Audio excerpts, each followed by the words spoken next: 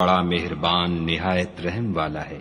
اے محمد صلی اللہ علیہ وآلہ وسلم، جو کپڑا لپیٹے پڑے ہو اٹھو اور ہدایت کر دو، اور اپنے پروردگار کی بڑائی کرو، اور اپنے کپڑوں کو پاک رکھو اور ناپاکی سے دور رہو، اور اس نیت سے احسان نہ کرو کہ اس سے زیادہ کے طالب ہو، اور اپنے پروردگار کے لیے صبر کرو۔ جب سور پھونکا جائے گا وہ دن مشکل کا دن ہوگا، یعنی کافروں پر آسان نہ ہوگا۔ ہمیں اس شخص سے سمجھ لینے دو جس کو ہم نے اکیلا پیدا کیا اور مال کثیر دیا، اور ہر وقت اس کے پاس حاضر رہنے والے بیٹے دیے، اور ہر طرح کے سامان میں وسعت دی۔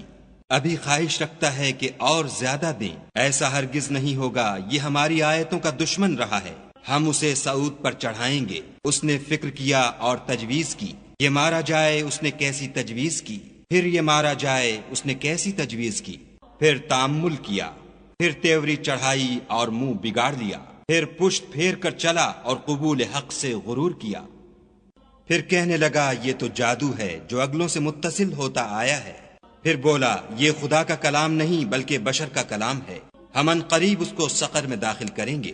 اور تم کیا سمجھے کہ سقر کیا ہے؟ وہ آگ ہے کہ نہ باقی رکھے گی اور نہ چھوڑے گی، اور بدن کو جھلس کر سیاہ کر دے گی۔ اس پر 19 داروغہ ہیں، اور ہم نے دوزخ کے داروغہ فرشتے بنائے ہیں، اور ان کا شمار کافروں کی آزمائش کے لیے مقرر کیا ہے، اور اس لیے کہ اہل کتاب یقین کریں اور مومنوں کا ایمان اور زیادہ ہو، اور اہل کتاب اور مومن شک نہ لائیں، اور اس لیے کہ جن لوگوں کے دلوں میں نفاق کا مرض ہے اور جو کافر ہیں کہیں کہ اس مثال کے بیان کرنے سے خدا کا مقصود کیا ہے۔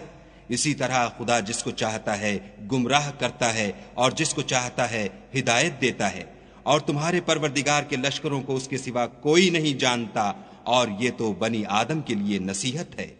ہاں ہاں، ہمیں چاند کی قسم، اور رات کی جب پیٹھ پھیرنے لگے، اور صبح کی جب روشن ہو، کہ وہ آگ ایک بہت بڑی آفت ہے، اور بنی آدم کے لیے موجب خوف، جو تم میں سے آگے بڑھنا چاہے یا پیچھے رہنا چاہے۔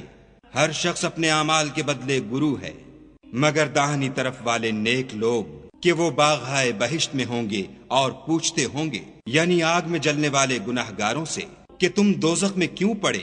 وہ جواب دیں گے کہ ہم نماز نہیں پڑھتے تھے، اور نہ فقیروں کو کھانا کھلاتے تھے، اور اہل باطل کے ساتھ مل کر حق سے انکار کرتے تھے، اور روز جزا کو جھٹلاتے تھے، یہاں تک کہ ہمیں موت آ گئی۔ تو اس حال میں سفارش کرنے والوں کی سفارش ان کے حق میں کچھ فائدہ نہ دے گی۔ ان کو کیا ہوا ہے کہ نصیحت سے روگرداں ہو رہے ہیں، گویا گدھے ہیں کہ بدک جاتے ہیں، یعنی شیر سے ڈر کر بھاگ جاتے ہیں۔ اصل یہ ہے کہ ان میں سے ہر شخص یہ چاہتا ہے کہ اس کے پاس کھلی ہوئی کتاب آئے، ایسا ہرگز نہیں ہوگا۔